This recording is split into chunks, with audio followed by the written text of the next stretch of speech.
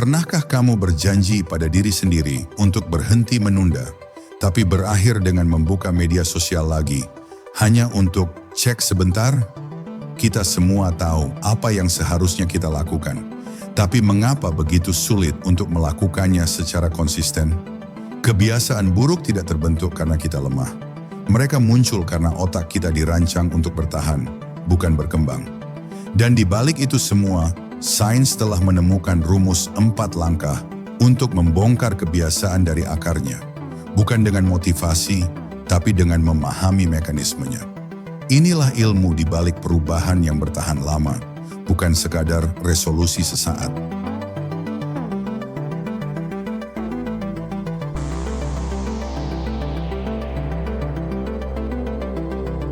Otak yang ingin hemat energi. Otak manusia adalah mesin efisiensi. Setiap hari ia harus memproses lebih dari 11 juta bit informasi per detik. Tapi hanya sekitar 40 bit yang benar-benar kita sadari. Untuk menghemat energi, otak menciptakan jalan pintas perilaku. Pola otomatis yang kita kenal sebagai kebiasaan. Setiap kali kita melakukan sesuatu berulang-ulang, seperti mengecek notifikasi atau menyeduh kopi di pagi hari, jalur saraf tertentu akan menguat. Semakin sering kita melakukannya, semakin hemat otak kita. Ia tak perlu berpikir lagi. Namun efisiensi ini datang dengan harga mahal. Kita kehilangan kendali sadar terhadap tindakan kita. Ketika perilaku otomatis ini dipicu oleh sinyal tertentu, misalnya bunyi notifikasi, sistem otak bawah sadar langsung mengambil alih. Dan disinilah kebiasaan terbentuk. Bukan karena keputusan sadar, tapi karena pengulangan bawah sadar yang memperkuat jalur dopamin. Charles Duhigg menyebutnya sebagai habit loop, lingkaran kebiasaan yang terdiri dari 4 elemen sederhana: cue, craving, response, dan reward. Inilah inti dari perilaku otomatis manusia. Otak tidak peduli apakah kebiasaan itu baik atau buruk. Yang penting, ia efisien. Dan selama lingkaran itu terus berputar, kebiasaan akan bertahan, bahkan melawan kehendak kita sendiri.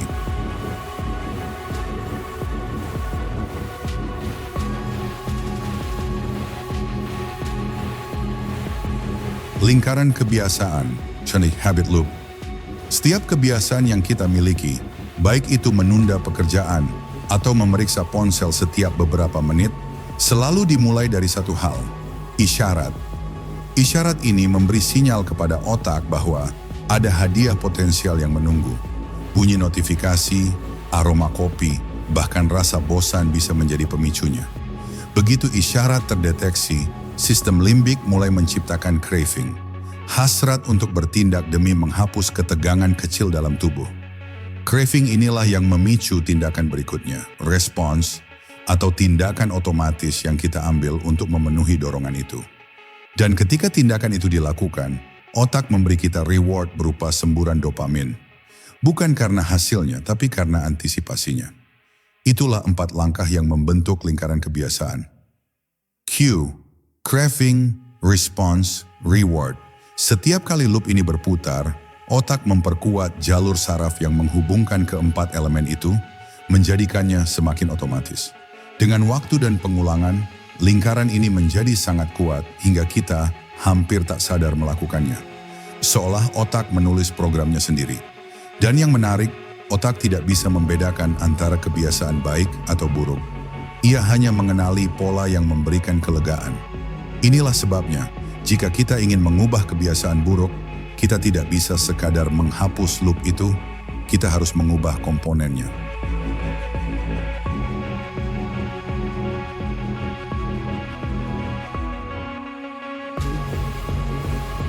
Teori pereda ketegangan.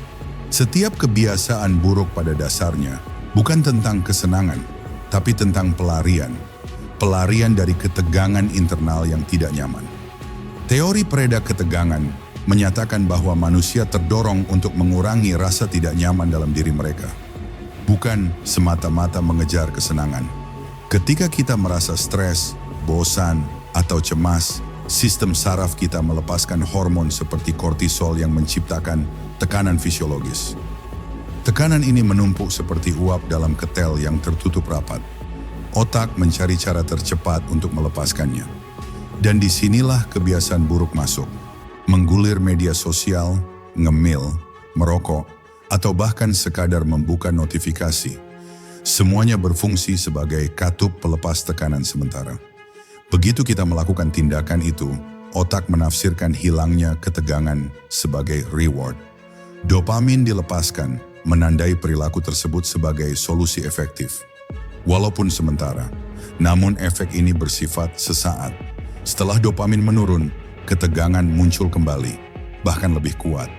Otak kemudian belajar bahwa cara menghapus stres adalah dengan mengulangi kebiasaan itu. Inilah paradoksnya. Kita mengulangi perilaku yang sebenarnya memperkuat masalah yang ingin kita hilangkan. Semakin sering kita melakukannya, semakin cepat otak merespons setiap rasa tidak nyaman dengan kebiasaan lama itu. Seperti refleks otomatis, dan tanpa disadari, kita menciptakan ketergantungan psikologis. Bukan karena substansinya, tetapi karena rasa lega sesaat yang diberikan kebiasaan tersebut.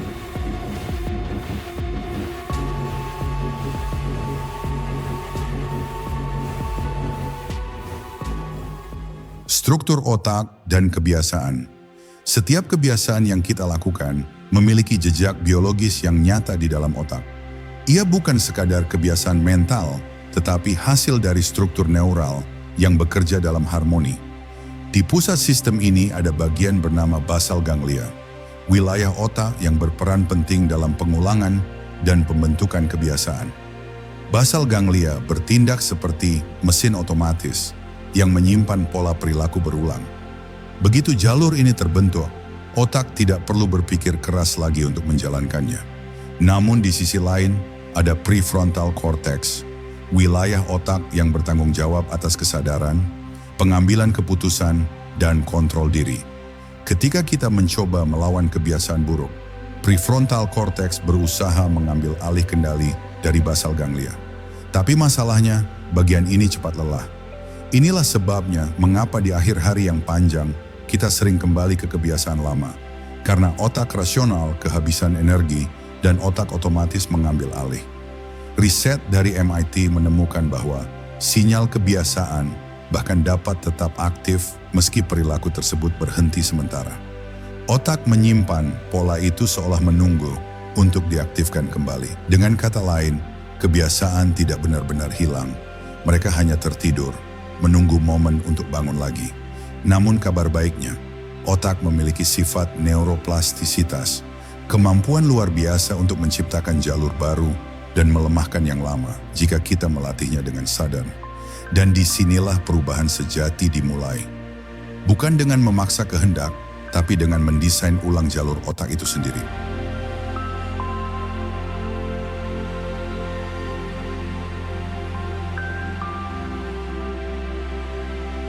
Ilmu 4 langkah perubahan kebiasaan. Perubahan kebiasaan bukan soal tekad, tetapi soal sistem. Otak tidak bisa dipaksa berubah hanya dengan niat. Ia butuh desain yang mengikuti mekanismenya sendiri. Para ilmuwan perilaku menemukan bahwa transformasi kebiasaan yang bertahan lama mengikuti 4 langkah ilmiah, bukan motivasi sesaat. Langkah pertama adalah sadari isyarat awareness. Kemampuan untuk mengenali kapan, di mana, dan mengapa kebiasaan dimulai. Tanpa kesadaran, otak akan terus mengeksekusi pola otomatis tanpa intervensi sadar. Langkah kedua, ganti respons, bukan hapus. Kamu tidak bisa menghapus kebiasaan karena jalur saraf lama tidak bisa dihapus sepenuhnya. Tapi kamu bisa mengalihkan arusnya ke jalur baru. Langkah ketiga, ubah lingkungan. Otak sangat responsif terhadap konteks visual dan sensorik. Ketika pemicu dihilangkan, kebiasaan kehilangan bahan bakarnya. Penelitian dari Duke University menunjukkan bahwa lebih dari 40% perilaku harian kita terjadi di lingkungan yang memicu kebiasaan secara otomatis. Dengan kata lain, perubahan lingkungan sama dengan perubahan perilaku. Langkah keempat, rayakan progres kecil. Setiap keberhasilan kecil memperkuat jalur baru di otak. Rasa pencapaian melepaskan dopamin mikro yang memperkuat perilaku baru. Kuncinya adalah membuat otak merasa bahwa perubahan itu memberi hadiah, bukan hukuman. Karena pada akhirnya, Otak tidak berubah karena rasa bersalah, tapi karena rasa berhasil. 4 langkah ini bukan sekadar strategi perilaku, tapi formula biologis yang mengikuti logika otak. Sadari, ganti, ubah lingkungan, rayakan. Dan setiap kali kamu menjalankannya dengan konsisten, kamu sedang menulis ulang program otakmu, satu kebiasaan kecil dalam satu waktu.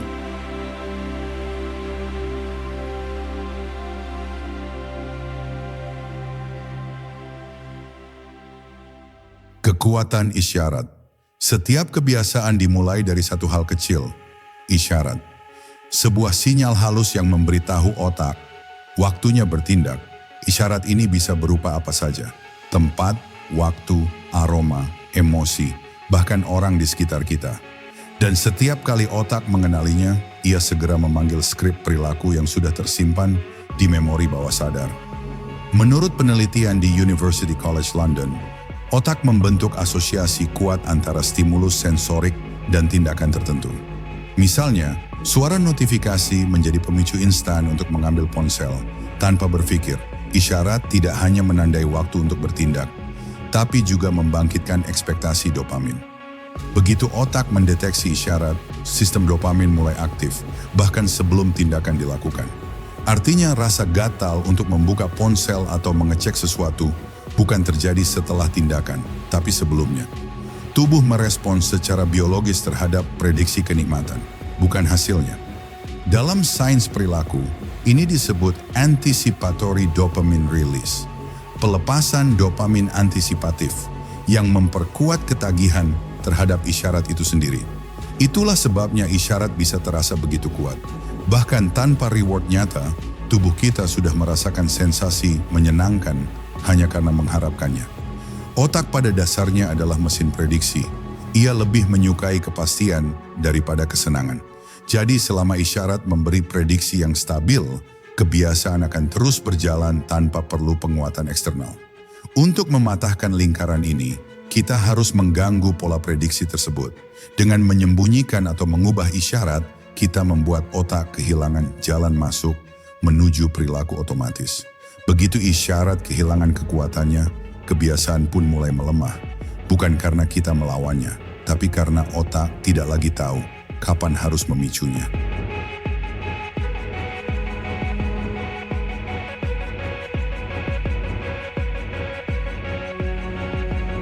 Strategi mengganti respons.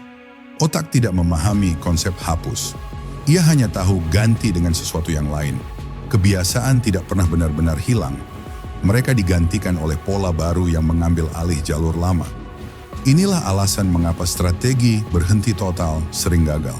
Saat kita mencoba menghentikan kebiasaan tanpa pengganti, otak kehilangan jalur otomatisnya dan menciptakan kekosongan. Kekosongan ini menciptakan ketegangan internal, rasa tidak lengkap yang mendorong kita untuk kembali ke kebiasaan lama. Namun, jika kita mengganti perilaku lama dengan tindakan baru yang memberikan sensasi lega yang sama, otak mulai belajar pola baru tanpa kehilangan stabilitasnya. Misalnya, jika kamu biasa membuka media sosial saat cemas, gantilah dengan menarik napas dalam atau berjalan sebentar. Bukan karena napas menenangkan secara ajaib, tapi karena otak tetap mendapat rasa lega yang sama, hanya dari sumber berbeda. Riset dari University of Pennsylvania menunjukkan bahwa perilaku pengganti yang memberi micro reward lebih efektif dibanding sekadar menahan dorongan. Kuncinya adalah kesamaan rasa lega. Otak tidak peduli bagaimana ia mendapatkannya, selama ketegangan berkurang dan dopamin dilepaskan. Setiap kali kita berhasil mengganti perilaku lama dengan yang baru, sinyal saraf lama melemah dan sinyal baru menguat. Seiring waktu, otak akan lebih memilih jalur baru karena lebih efisien dan lebih konsisten memberikan rasa lega. Proses ini disebut behavioral rerouting, pengalihan perilaku dengan membangun jalur dopamin alternatif.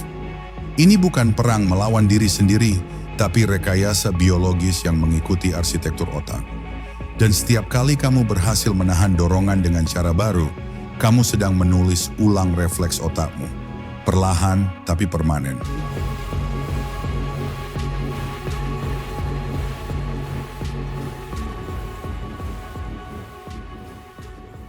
Mengubah lingkungan setiap kebiasaan hidup di dalam konteks. Otak tidak bertindak dalam ruang hampa. Ia merespons terhadap sinyal, objek, dan atmosfer yang mengelilinginya. Riset menunjukkan bahwa lebih dari 40% perilaku manusia terjadi secara otomatis karena pemicu lingkungan, bukan karena keputusan sadar. Lingkungan adalah peta isyarat bagi otak. Setiap benda, aroma, atau posisi tubuh memberi informasi apa yang harus dilakukan selanjutnya.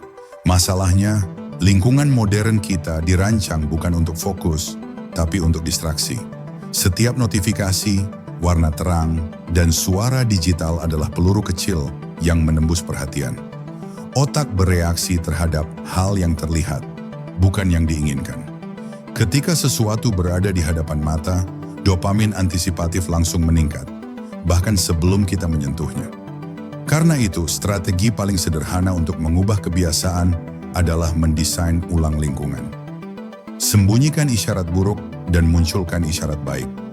Penelitian dari Cornell University menunjukkan bahwa menempatkan makanan sehat di area yang mudah dijangkau dapat meningkatkan konsumsinya hingga 70%. Otak memilih yang mudah, bukan yang terbaik. Begitu pula sebaliknya, menyulitkan akses terhadap kebiasaan buruk menurunkan peluang melakukannya secara drastis. Karena semakin banyak gesekan yang kamu tambahkan, semakin lemah impuls otomatisnya. Lingkungan yang mendukung bukan hanya tempat, ia adalah arsitektur perilaku. Setiap sudut, warna, dan jarak adalah bahasa tersembunyi yang berbicara langsung kepada otak bawah sadar kita. Dan saat kamu mengubah lingkunganmu, kamu tidak hanya memindahkan barang, kamu sedang mendesain ulang masa depan perilakumu.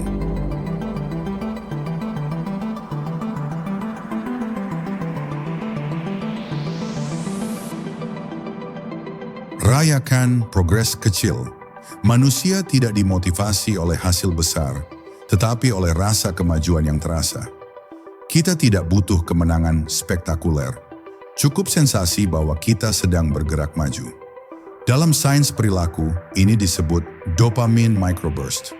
Pelepasan dopamin kecil setiap kali otak mengenali kemajuan sekecil apapun. Riset dari Harvard menunjukkan bahwa pekerja yang mencatat progres hariannya merasa 45% lebih termotivasi di hari berikutnya. Kemajuan kecil mengaktifkan sistem penghargaan jauh lebih kuat daripada imbalan besar yang jarang.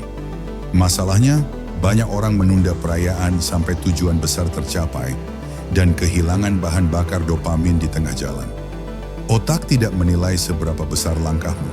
Ia hanya mengenali apakah sesuatu berubah ke arah yang lebih baik. Setiap kali kita mengakui progres kecil, kita sedang menandai jalur saraf baru dengan sinyal lanjutkan. Cara paling efektif untuk memperkuat kebiasaan baru bukanlah dengan disiplin keras, melainkan dengan memberi sinyal penghargaan tepat setelah tindakan kecil. Ini bisa sesederhana mengatakan, bagus kepada diri sendiri, memberi waktu istirahat, atau sekadar menarik napas lega sambil tersenyum. Gestur sederhana ini memberi konfirmasi emosional bahwa perilaku itu layak diulang. Dopamin bekerja seperti cat penanda jalan. Setiap kali kamu memberi penghargaan pada dirimu, kamu mempertebal garis perilaku yang ingin kamu ikuti lagi. Dan saat garis itu cukup tebal, otak tak lagi perlu motivasi eksternal. Ia akan secara otomatis memilih jalur yang terasa paling rewarding karena sudah tertanam dalam sistem sarafnya. Jadi rahasia perubahan permanen bukanlah kekuatan kehendak, tapi arsitektur penghargaan kecil. Sistem yang membuat otak jatuh cinta pada proses, bukan hasil.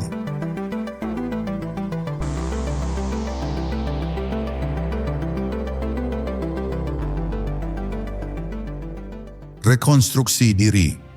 Perubahan kebiasaan sejati bukan tentang menjadi orang baru, tetapi menyusun ulang versi terbaik dari diri yang sudah ada. Otak manusia adalah sistem plastis, terus menulis ulang dirinya berdasarkan apa yang kita lakukan berulang kali. Setiap tindakan kecil meninggalkan jejak listrik yang seiring waktu membentuk siapa kita sebenarnya. Ini bukan metafora.